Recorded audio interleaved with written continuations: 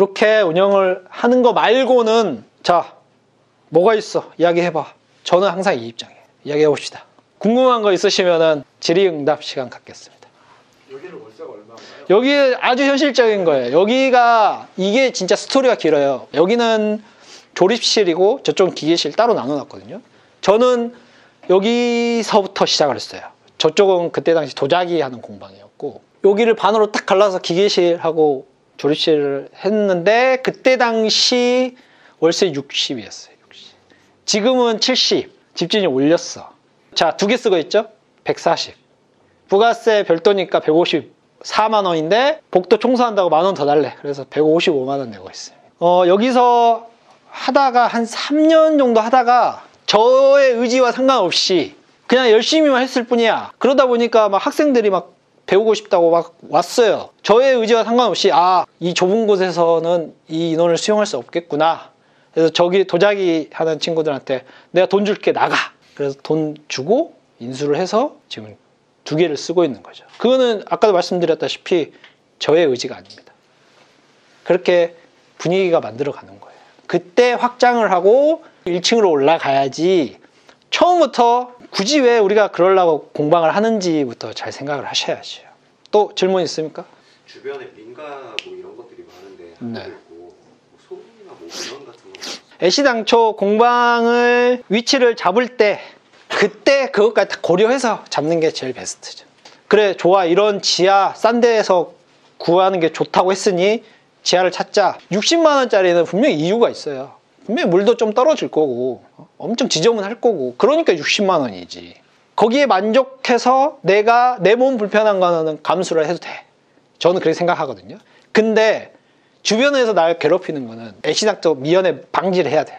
그래서 창업할 때 그런 요소들 다 체크를 하고 하는 게 원래 맞죠. 근데 하고 났더니 주변에 민가가 너무 많아. 그러면 사실 좀 힘든 길을 걸은 거다. 이 일을 하면서 여러분들이 제일 중요한 게 뭐냐면은 아트포인트 디자인도 같은 이야기거든요. 작품은 기준이 없어요. 내가 나만의 아트 퍼니처라는 장르를 나의 장르를 만들어서 보여주는 거지 그게 정답이야. 저에게 아트를 가르쳐준 최병훈 교수님이 하는 아트와 제가 하는 아트는 완전히 다르거든요. 근데 서로 존중을 할 수밖에 없는 거는 서로 다른 거에 대해서 옳고 그른 걸 따지는 장르가 아니라는 거죠. 여러분들이 앞으로 이 일을 꾸준히 오래 하겠다 그러면은 막막함 때문이 제일 힘들 거예요. 내가 이거 계속 잘할 수 있나? 나는 열심히 하긴 하는데 계속 잘할까? 내가 이거 디자인했는데 그냥 나만 좋다고 생각하는 거 아닐까?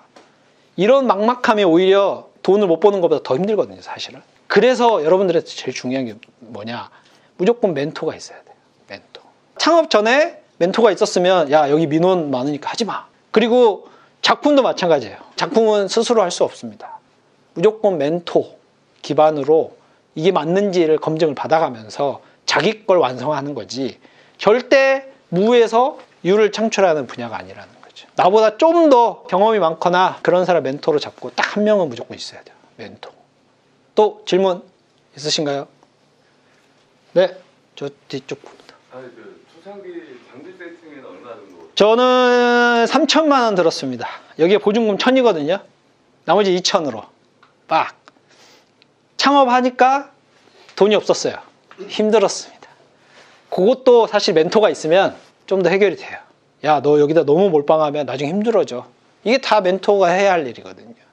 여러분들이 창업을 왜 하세요? 여기 계신 분들. 창업을 왜 하는지에 대한 근본적인 이유부터 접근해야 한다고 저는 생각을 하거든요. 내가 왜 공방을 하려고 하는가?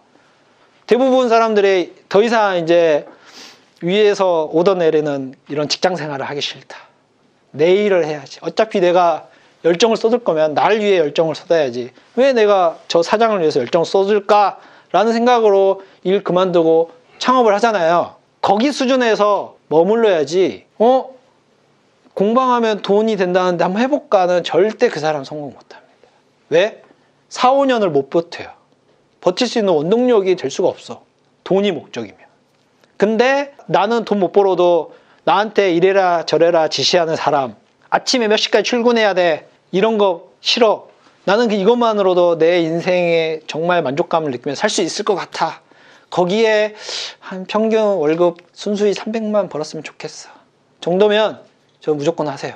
우린 다 할 수 있어요. 사람은 죽으란 법 없으니까. 선생님, 응? 팬 같은 데서 가고 싶으면 미니멈 몇 시간? 최소로 시키고 싶은 나무의 양을 말하는 거지. 근데 거기서 이렇게 요구하는 책을 읽어. 다 나와. 철학이 있는 목공소 절찬 판매 중. 그 차이점, 창업을 왜 하느냐?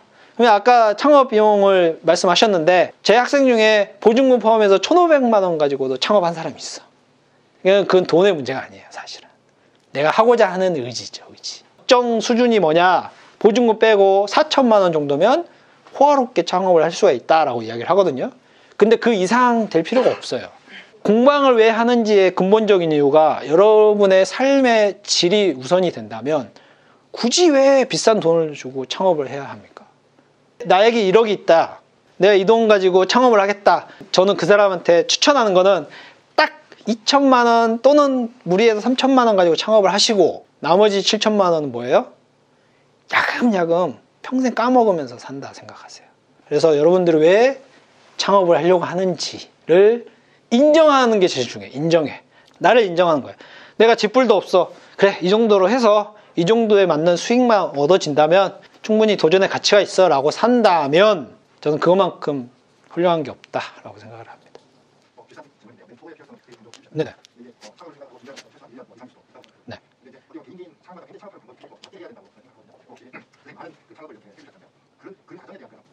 멘토하는 과정도 이 공방에서 저 같은 경우요? 그렇죠, 당연하죠. 만약에 여기에 이제 준비 중이다라고 했는데 아직 목공을 할 줄 몰라. 누군가한테 배워야 돼. 그러면 그 배움의 기준이 저는 사실은 타이틀이 창업반이에요, 창업반. 전문가반이 아니에요. 전문가반은 이 사람이 작업을 잘할 수 있게만 해주면 되거든요. 근데 저는 그런 커리큘럼을 가지고 창업반이라는 타이틀을 단 사람을 별로 좋아하진 않아요. 왜? 당신이 이 사람을 창업시켰을 때 어떤 비전으로 창업을 시킬 것이냐, 어떻게 먹고 살게 해줄 것이냐, 최소한 오늘 1시간 동안 이야기한 이런 기준이라도 있느냐라는 걸 따져야죠. 근데 저는 있거든요. 만약에 진짜 열심히 했는데 먹고 살기 힘들다, 내가 책임질게 라고는 아직까지는 할 수 있어요, 저는. 그러니까 그런 것 자체가 멘토, 네가 하고 있는 게 지금 맞아, 계속해. 그거를 간접적으로나 직접적으로 들을 사람이 내 주변에 없다. 그러면 이게 내가 하고 있는 게 맞는 건지, 이 혼란이 오히려 월세 못 내는 혼란보다 더 힘들어요, 사실은. 그래서 누가 됐든 간에 멘토가 꼭 있어야 된다라는 이야기를 하고 싶은 거죠. 근데 어쨌든 어딘선가에 목공을 배웠을 거 아니에요. 그럼 가장 우리 가까운 사람 중에 멘토가 하나 있을 거 아니에요. 나랑 생각이 좀 다르더라도 그 사람은 나보다 수년 더 먼저 경험을 한 사람이기 때문에 걸러 들으라는 거죠, 걸러. 맞는 말은 분명히 존재하니까. 그렇게 하시면 됩니다. 뭐 이거는 그냥 제 생각인데 앞으로 우리 젊은이들이 집 사는 시대가 끝났다라고 하잖아요. 그러면 어떻게 돼요? 어차피 처자식도 없고 집도 못 사는데 막 쓰다 죽자, 이제 이렇게 될 거 아니에요. 제가 여기 나무 서핑보드 만든 사업도 하고 있는데 서핑 인구가 기하급수적으로 확 늘어났어요. 그 이유가 뭘까요? 어차피 집도 못 사고 나를 위해서 이 돈을 나한테 쓰자. 어차피 집도 못 사고 공방 가서 이참에 가구 만드는 거나 한번 배워보자. 어차피 집도 못 사니 의자 하나라도 제대로 된 의자를 갖고 싶다. 중문제자 오는 거고. 이쪽으로 앞으로 우리는 정착을 할 거다. 이 공방이라는 문화를 소비하는 데 집중이 되지, 여기서 생산되는 결과물을 소비하는 시대는 앞으로 더더욱 힘들어질 거다. 기존에 있는 공장들이 그건 해결해 줄 거다라는 거죠. 그래서 여러분들이 앞으로 창업을 해서 어떻게 해야 되느냐? 아무것도 하지 마라. 그냥 열심히만 하면 된다. 열심히만. 이 시대가 원하는 것을 나름대로 충족을 하면서 열심히.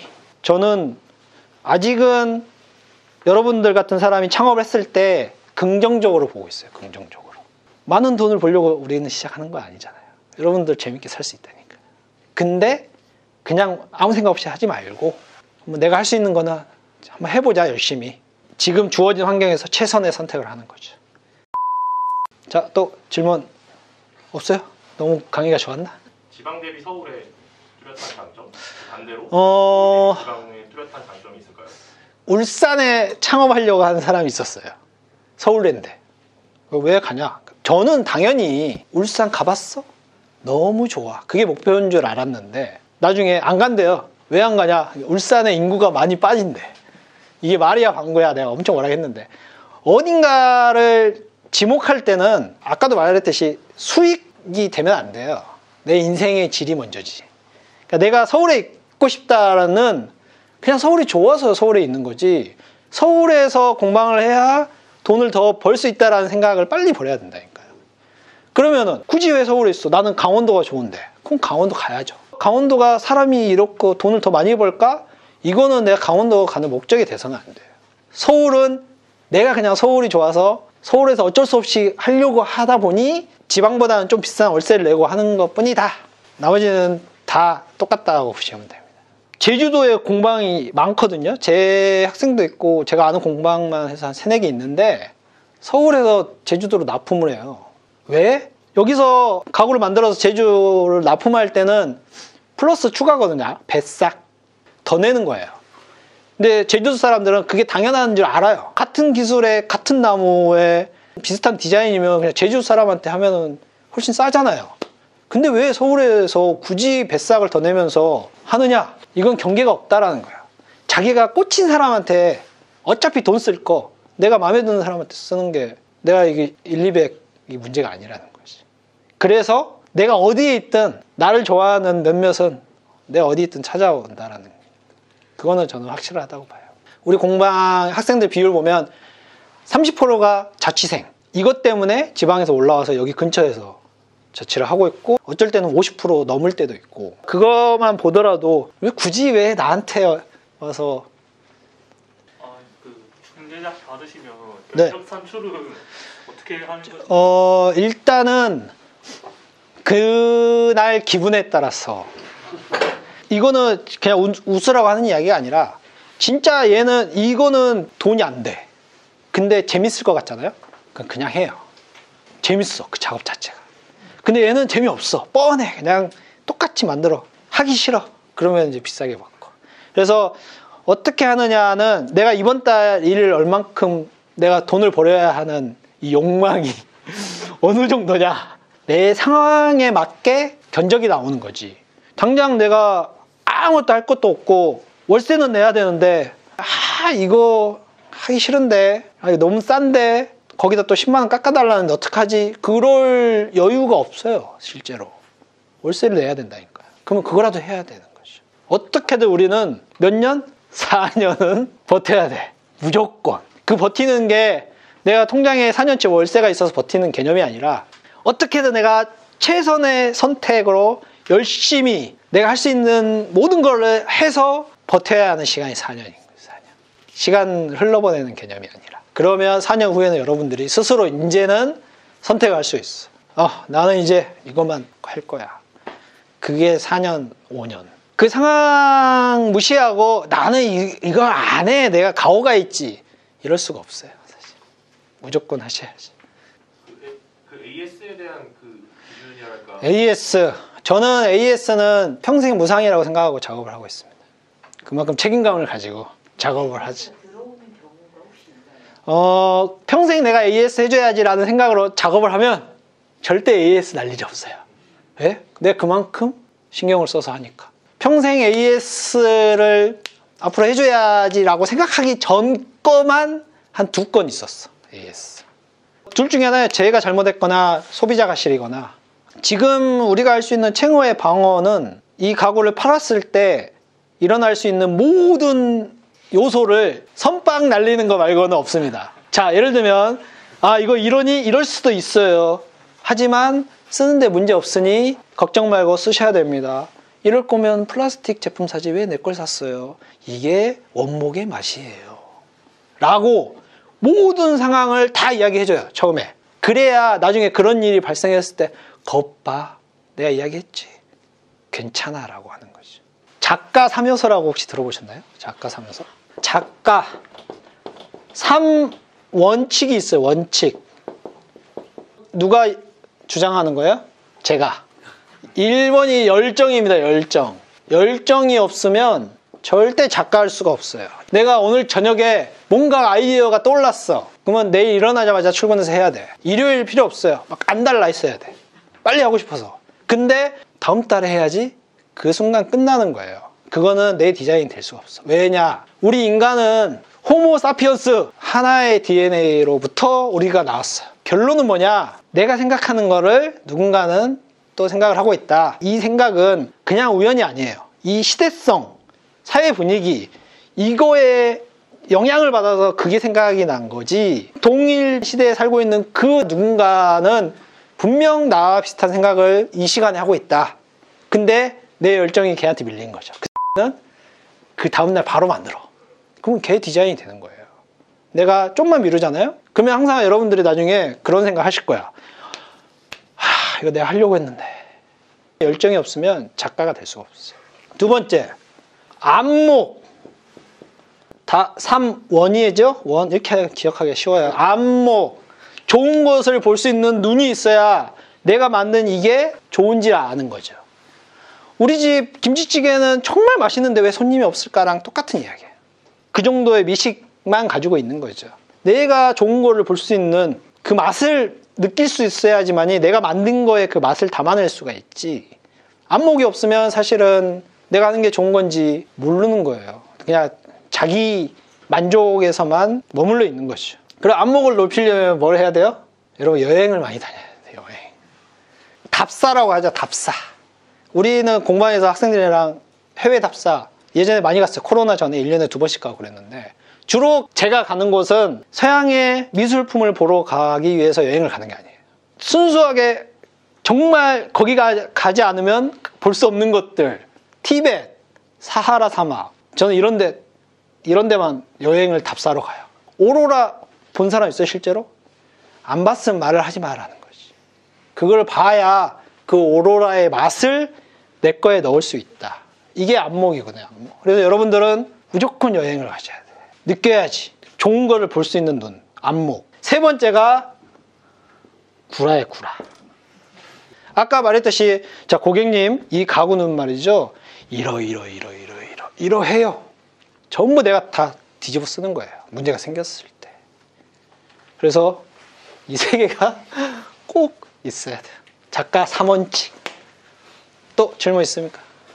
자, 질문이 없으면 오늘은 여기까지 하고 앞으로 건승하시고 고맙습니다. 네.